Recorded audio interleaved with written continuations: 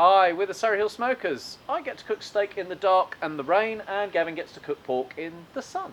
Something wrong there. What are we cooking today then, Gav? Well, basically today we're going to be doing a rotisserie pork leg, and we're also going to be doing an apple sauce with a few little twists to make it a bit more stuffing-y flavouring. So grab a beer, sit down and enjoy the video.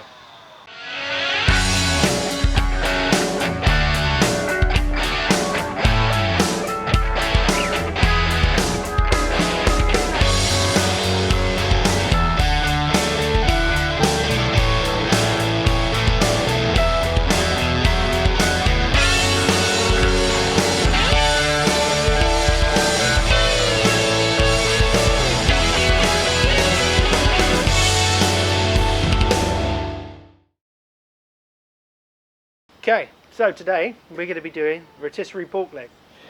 So what we've got here is an absolute beast of a pork leg. What we're going to do is already been scored, this one, so it saves us a bit of hassle. What we're going to do is plenty of salt. This is key, absolutely key. It seems excessive, but in actual fact it's not, because what it'll do is, when it's during the cooking time, it's all going to wash off mostly, and hopefully some of it will start flavouring the meat. And with the crackling part, oh, this is where it starts drying out that and gives you that gorgeous crackling. What we're also going to do is going to add some pepper to this as well. Got to season your meat. Not so much on the skin side, but just a bit. Definitely so more on the sort of open meat sides is where you want to get onto.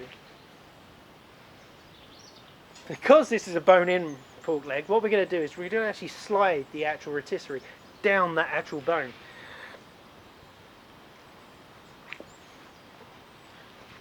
Straight through. Get the other part. Clamp it in position. And literally that is as simple as it gets. What we're now going to do is we're going to put it on the barbecue. At the moment I'm using a little bit of the Applewood grade, or Applewood restaurant grade charcoal from Big K. Literally. Slip it in. Switch it on. And away you go. Okay, now we're going to actually make the applesauce. Firstly, we're going to fry off some onion.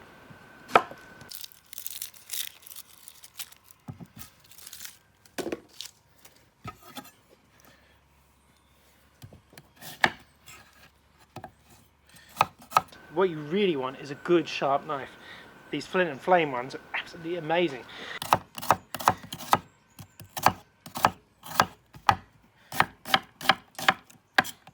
Sharpness is actually more safe than a blunt knife.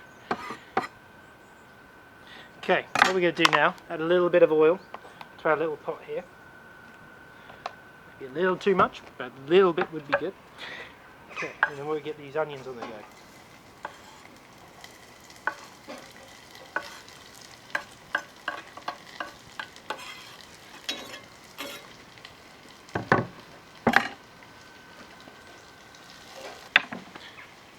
One thing I always say, season as you go. A little bit of salt, a little bit of pepper.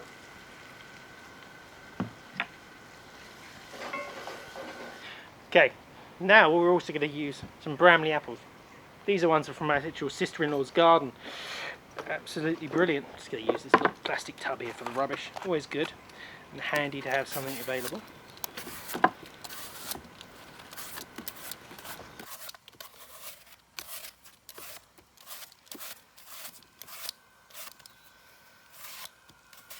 And also, just make sure you keep an eye on those onions.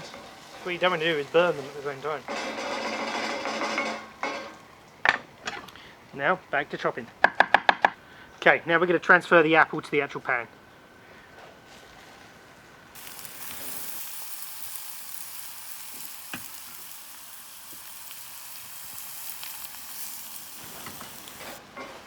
Always good try and get that onion from the bottom once you do that. What you don't want to do is leave the onion at the bottom burning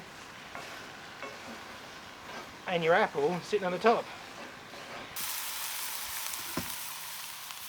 What we're going to do now is just to give it a little bit of acid as well.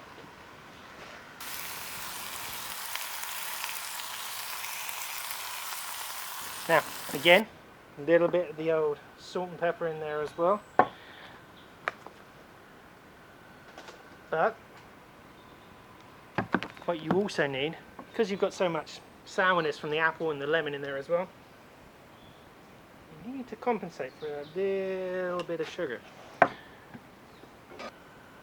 What we're also going to do now is let's get a little bit of sage, which gives you that feeling of sort of like a sage and onion stuffing in an applesauce. Okay, now it's done. It literally is that quick and easy. What we do, take it off the heat. Need be, just put it to one side on here. It's nice and warm, but it will consistently keep it warm without actually burning it now. So Gav, it's been about, what, an hour now? Yeah, there or thereabouts. I really want to see what this looks like because it smells quite good now. Oh yeah, already. There from that applewood, restaurant grade charcoal from Big K. Amazing heat in here. And already, we're starting to get cracklings that are up here. That does look absolutely awesome. Shame we can't eat it right now. Ah, well, I think Bit it'll be a raw. bit raw. Yes. Better tuck that battle back away for now. And we'll leave it and we'll come back, what, in a couple of hours and see what's going on? Exactly. Cool.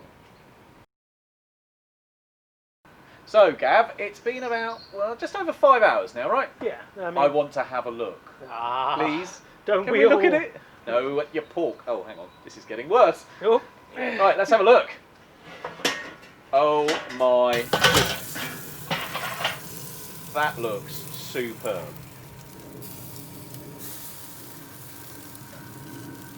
It's quite hot as well by the looks of it. Oh, yeah.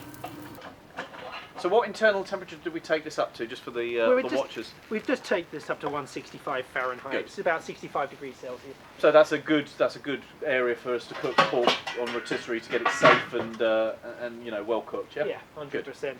Dude, that looks absolutely awesome, and that crackling is crispy. Oh, Goodness, yeah. can't wait to taste some of this later on. Lucky you. Num num num. Well, there probably won't be any left by the time you finished it, but that looks amazing. Yeah. So, Gav, that is amazing. It tasted and smelled, and that apple sauce you made was even better than I imagined. It just worked so well. It did. It tasted like apple sauce, but with a stuffing there. So, I mean, it's just an amazing cook you've done there for 5 and a bit hours. Spot on, mate. Yeah. Absolutely spot on. I mean, nice and juicy. Get a little hint of smoke from the just from the charcoal itself, to be honest. So I haven't used any wood in there today. But that crackling just crunches, without it being jaw-breaking crackling. Yeah, it's not always about smoking stuff either. It's about just cooking it on the grill, and that's the best way it goes. Today we've used a mixture, or Gavin has used a mixture of the applewood from Big K, which is the restaurant grade applewood charcoal, which is really good. It's very, very hot burning, doesn't last a massive amount of time, so you've got to keep on top of that. But it does impart a little bit of a different flavour, and it's a really good combo if you put it with something like the ACH 15 restaurant grade, which gives you a bigger lump. So mix the two together and you get a fantastic result, and a really easy to manage fire, actually. I mean, you've just done that in your Weber kettle today. Sure. No fancy equipment really, apart from the rotisserie, which is a bit fancy. Yeah. But really, it's what you could buy off the shelf in any garden centre or anything. There's nothing particularly special. So you guys can go out there and give it a try. I hope you've liked this video. Make sure you hit that like button, because that helps us with the algorithms on YouTube. Hit the subscribe button so you keep up to date with when we do more videos. But we'll see you again on the next one. Thanks for watching.